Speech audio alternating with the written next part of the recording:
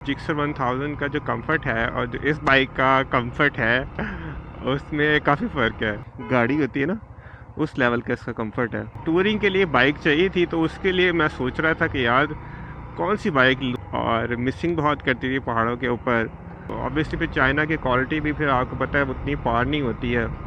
GS मैंने चलाकर भी देखी थी। जीएस का जो कंफर्ट है और इसका कंफर्ट में ज़मीन आसमान का फ़र्क था। वो ऐसे लग रहा था जैसे ना कोई मैं खोता चला रहा हूँ, ऐसे चढ़ती है जैसे ना स्पाइडरमैन हूँ। अभी चेक करते हैं टॉप स्पीड क्या आती है यहाँ पे।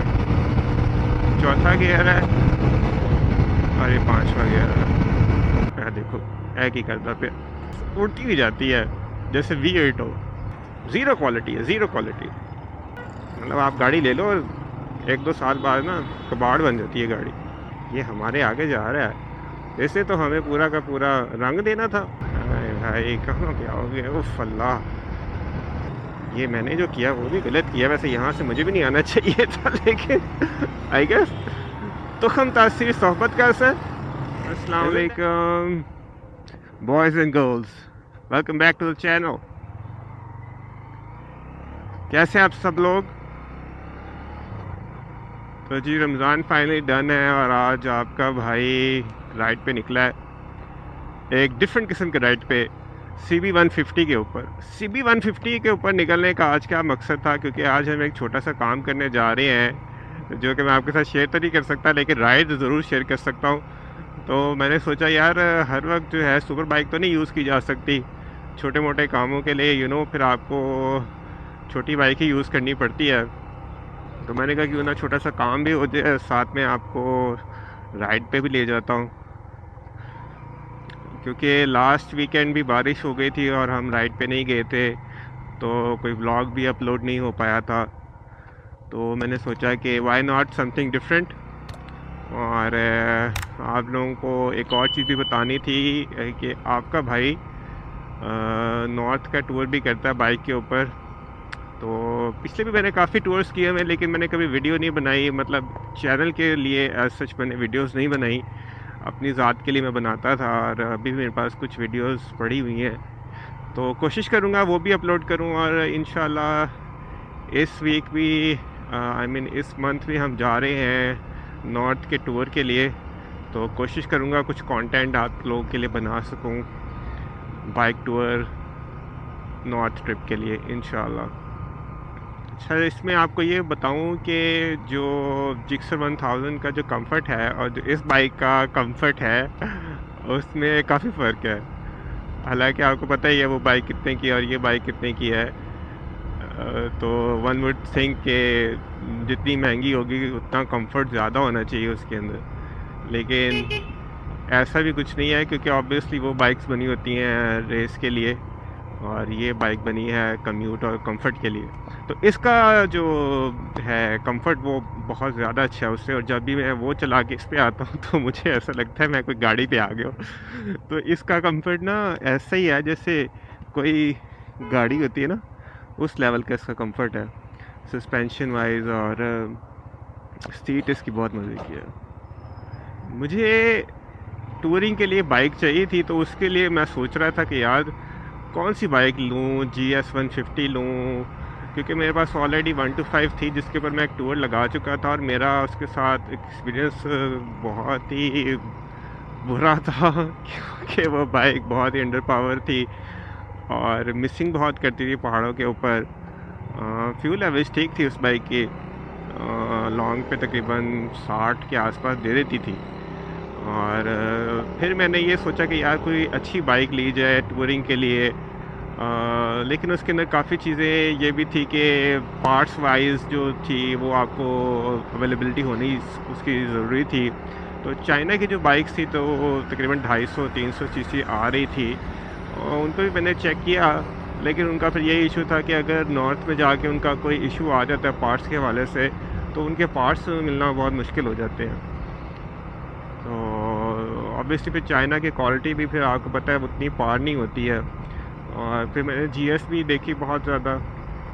GS150 का ये था कि वो बाइक काफ़ी ना बोन स्टॉक किस्म की बाइक होती है, उसके अंदर कुछ शशका नहीं है। और इंजन वाइज कहते हैं कि बहुत ज़बरदस्त है बाइक। और इंजन ही आपको मेन चीज़ सही होती है लॉन्ग डिस्टेंसेस के ऊपर। और पार्ट्स की उसके अंदर ये है कि सुजुकी का जो नेटवर्क है वो इतना वाइड नहीं है जितना कि होंडा का है, तो इसलिए मैं होंडा पे गया था। तो हमारे क्योंकि पाकिस्तान में लोकली मैन्युफैक्चर्ड में यही बाइक्स मुझे अवेलेबल हो रही थी, तो फिर मैं इस पे चला गया। जीएस मैंने चला कर भी देखी थी। जीएस का जो कंफर्ट है और इसका कंफर्ट में ज़मीन आसमान का फ़र्क था। वो ऐसे लग रहा था जैसे ना कोई मैं खोता चला रहा हूँ, और इस पे जब मैं आके बैठा तो मुझे ऐसा लग रहा था यार गाड़ी है ये। तो ज़बरदस्त इसकी ना फील और पिक वगैरह हर चीज़ थी। जो उसमें मुझे एक चीज़ लैग की है वो इसकी टॉप स्पीड है। टॉप स्पीड ये तकरीबन 90-95 तक मुझे लेके जाती है। 100 भी शायद मैंने मुश्किल पे ही इस पे लगाया हो। तो यहाँ पे थोड़ी सी हाईवेज़ के ऊपर ना आके बाइक थोड़ी स्लो स्लगिश फील होती है, वरना बाकी ठीक है। बाकी पहाड़ों के ऊपर चढ़ने में बहुत मज़े की बाइक है। मतलब फ़ील ही नहीं होता ना कि आप इसको किसी पहाड़ पे चढ़ा रहे हैं, जब मैं 125 से कंपेयर करता हूँ, क्योंकि इसकी जो टॉर्क है वो काफ़ी ज़बरदस्त है जो लोअर गियर्स में है। और मुझे याद पड़ता है लास्ट टाइम मैंने इसका जो टूर किया था वो मैंने चाइना बॉर्डर तक गया हूँ, और उसके अलावा मैं इसको शंदूर पास तक लेकर गया हूँ, और काफ़ी टफ़ इससे ना चढ़ाइयाँ वगैरह की हैं। चित्राल वगैरह एरिया में मैं इसको लेकर गया हूँ। तो यकीन जाने मैं भी सरप्राइज और शॉक हो गया था कि बाइक ने किसी भी चढ़ाई के ऊपर लिटरली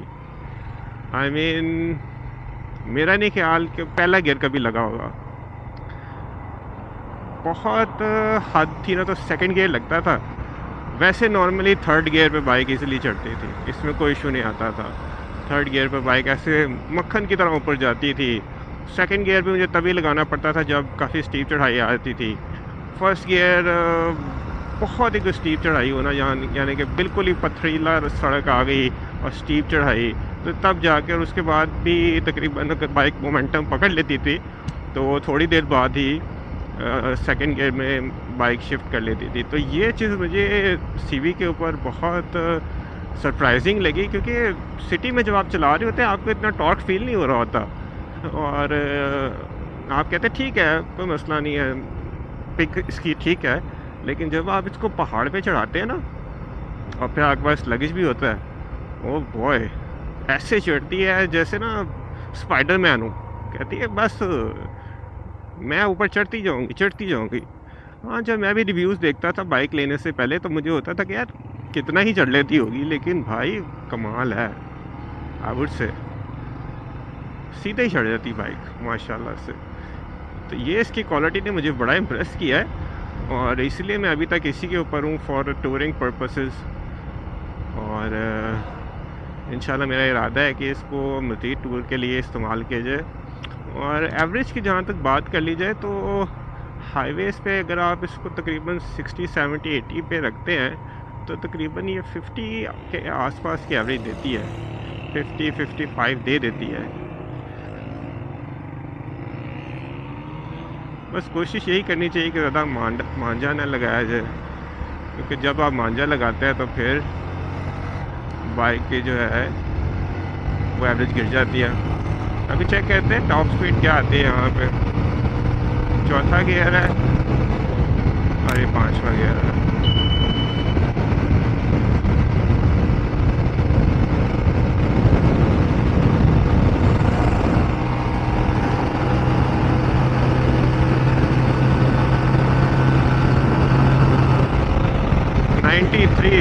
अभी मैं टकिन हुआ हूँ तो इतनी हुई है, वरना ये 95 के आसपास ही रहती है। पता नहीं शायद इसकी गियरिंग का कुछ इन्होंने किया हुआ है कि टॉप स्पीड इसकी इतनी नहीं है, may be that is why इसका टॉर्क ज़्यादा है। तो ये भी चेक करना पड़ेगा। जो काम ये बाइक कर सकती है ना वो जिक्सर 1000 नहीं कर सकती। उसकी वजह तो आपको पता ही है, ये बाइक स्लो स्पीड पे चल जाती है, वो बाइक स्लो स्पीड पे चलती नहीं है। वो कहती है भाई मुझे भगा के रखो भाई, 100 से कम ना लेके जाना मुझे। तो फिर आपको पता है जब ट्रैफिक हो फिर वो बाइक चलती नहीं है, और फिर बाइक के साथ भी ज़्यादती हो जाती है ना, फिर बाइक का मूड भी अच्छा नहीं होता, फिर राइडर का भी मूड नहीं अच्छा रहता। आज का टेम्परेचर बहुत ज़बरदस्त है, हालांकि फुल धूप निकली हुई है, टेम्परेचर बहुत मज़े का है, मतलब बाहर वाली फीलिंग आ रही है। वेल अभी तो है वैसे बाहर ही। ये कितना लीन होती है, आहा, चेक करें जी, लीन एंगल चेक करें, आहा, ज़बरदस्त ज़बरदस्त। चेक करो जी, डीजल का धुआं। तो अभी हम गुजरे हैं जी DH फेज़ 3 लाहौर की लोकेशन से ख़याबान मीर, आई थिंक इसको कहते हैं। और ये सड़क मेरे सामने तकरीबन 4 से 5 दफ़ा बन चुकी है। और जब इस सड़क पे सुबह के टाइम कोई ट्रैफिक नहीं होती है तो मज़ा आता है बाइक को भगाने का, क्योंकि मोस्टली पेडेस्ट्रियंस यहाँ से आते जाते नहीं हैं। तो बाइक के लिए ना जब तेज़ चलती है तो ये भी बहुत मसला होता है पेडेस्ट्रियंस को देखना। पेडेस्ट्रियन का अपना ही दिमाग होता है, किसी ने यहाँ पे ज़ेब्रा क्रॉसिंग तो यूज़ करनी नहीं होती है, कोई भी कहीं से भी निकल आता है। तो ये बड़े मसले हैं।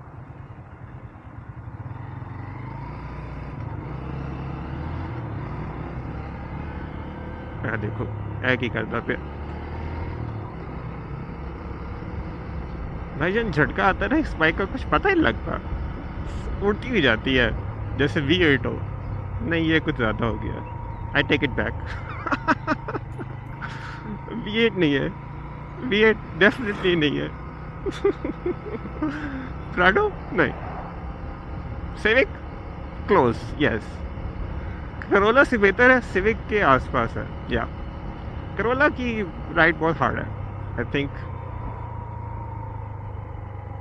अभी कोई डिबेट ना स्टार्ट हो जाए Corolla versus civic. Although I am a Toyota lover because I don't know, देहात से हूँ शायद मैं। नहीं, देहात से तो नहीं हुआ। देन वाई, आई गेस हमारी फैमिली में शुरू से टोयोटा रही है, तो दैट इज़ द रीज़न। या दैट कुड बी। और करोला भी आपके भाई ने रखी है, that is trouble free car. मतलब जितने मैंने तकरीबन 3-4 साल वो गाड़ी रखी और मुझे कभी भी उस गाड़ी ने कोई मसला नहीं दिया। मतलब that was just fuel and just oil change and that was it. It never bothered me any time anywhere. मैं उस गाड़ी को 6-7 बंदे उसमें बिठा के लगेज के साथ मरी और पहाड़ों पे कहाँ कहाँ लेके गए और मुझे कहीं भी वो गाड़ी अंडर पावर फील नहीं होती थी, इतने ज़्यादा लोगों के साथ। और मैं सोचता था कि यार ये तो चढ़नी नहीं चाहिए, और गाड़ी कहती थी इससे बड़ी चढ़ाई लेके आओ मेरे लिए, मैं तो इसको भी नहीं छोड़ूंगी। रोड को खा जाती थी बाइक।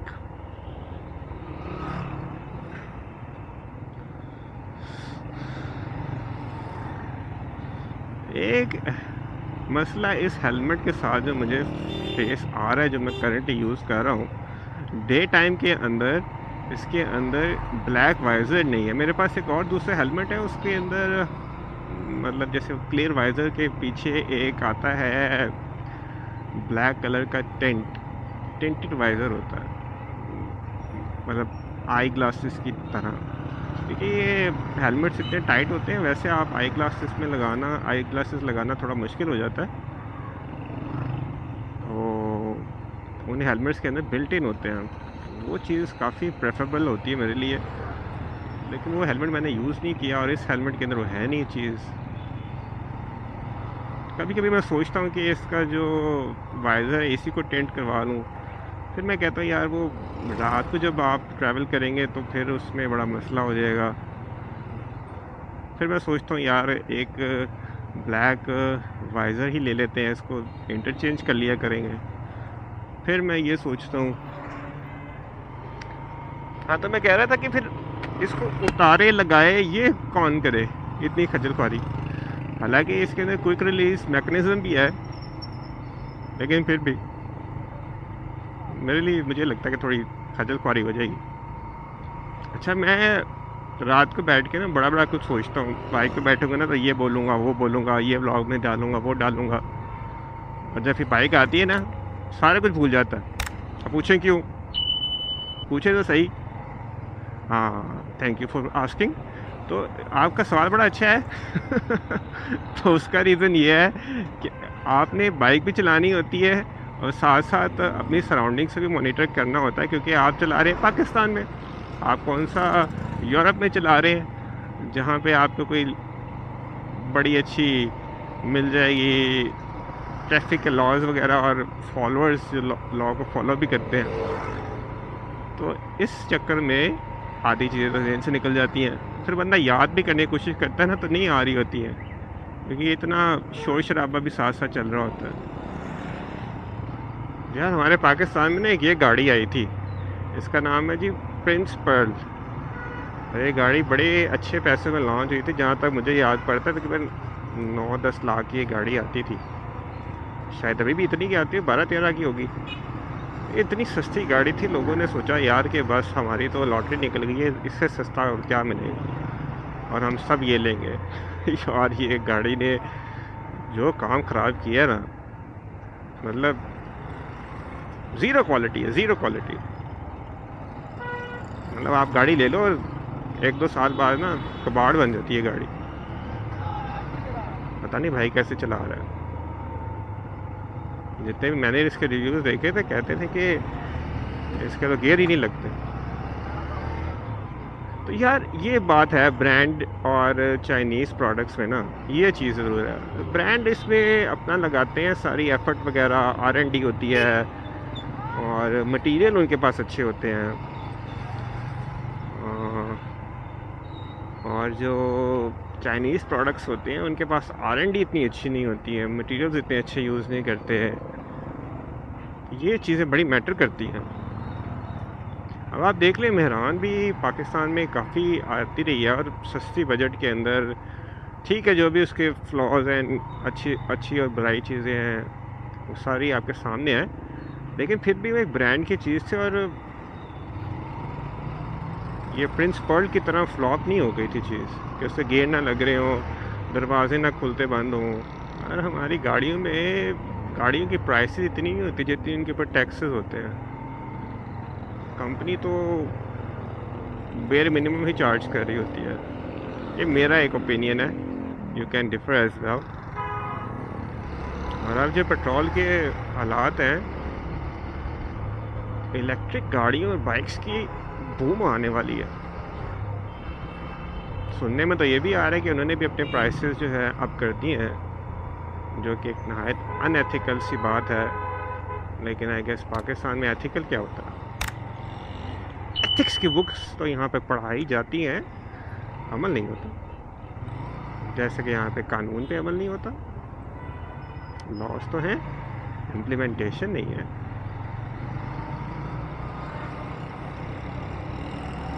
ये भाई भी बगैर हेलमेट के चला रहा है बाइक, वो भाई भी बगैर हेलमेट के चला रहा है, और इस भाई ने एक गुनाह कबीरा टाइप कुछ किया। वो आप गैस कर सकते हैं क्या? अगर तो आप देखें तो इस भाई ने दुमची नहीं लगाई हुई, और अगर ये हो रही थी बारिश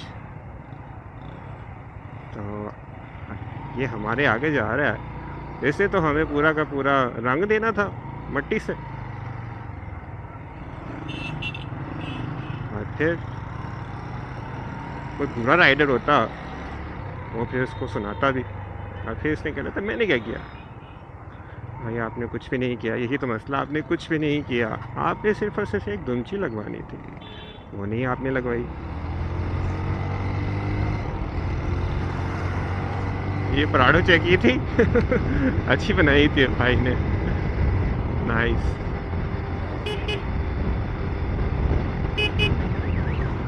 भाई कहाँ पे आओगे? उफ अल्लाह,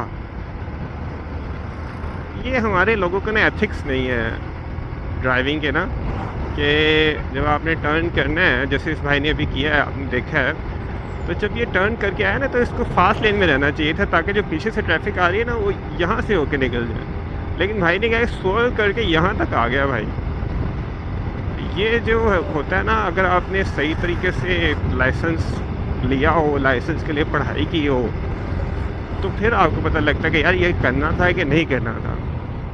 आपको पता ही है यहाँ पे लाइसेंस कैसे मिलते हैं, और फिर आप जो मर्ज़ी रोड पे करते फिरें, लाइसेंस हो या ना हो, दैट इज़ इक्वलेंट मेरे हिसाब से। जब तक आपने प्रॉपर उसके लिए टेस्ट नहीं दिया, तैयारी नहीं की, then what is the logic of the licence.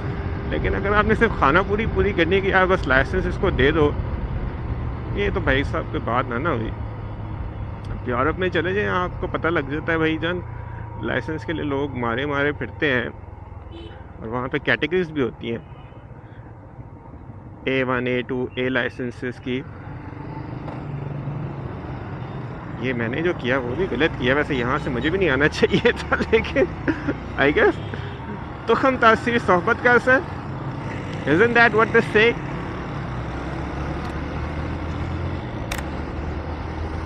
तो यूरोप के अंदर बात कर रहे थे, वहाँ पे आपको कैटेगरीज होती हैं लाइसेंस की। फिर एक मेरे ख्याल से MA भी होता है वहाँ पे, जो कि आपको सिर्फ स्कूटर्स वगैरह के लिए, छोटे स्कूटर्स जो होते हैं उनके लिए मिलता है। फिर आपके पास A1 कैटेगरी होती है, तकरीबन 50 cc की जो बाइक्स होती हैं आप उस पर चला सकते हैं। फिर उसके बाद A2 आ जाता है, मिड टियर बाइक्स तकरीबन 150 200 300 cc तक चला सकते हैं। फिर उसके बाद आपके पास आता है A कैटेगरी का लाइसेंस, जिसमें आप 600 और 1000 cc चला सकते हैं। और उसमें एज लिमिट्स भी होती हैं। ज़ाहिर बात है उन्होंने अपने जो चैनल्स हैं उनको प्रॉपर मेंटेन किया हुआ है। और अगर आप जैसे पाकिस्तान में आपने एक लाइसेंस लिया, अब आप 70 चला लें, 1000 cc चला लें, उससे कोई फ़र्क नहीं पड़ता। और आप पावर का डिफरेंस चेक कर लें, 70 cc की पावर और 1000 cc की पावर का।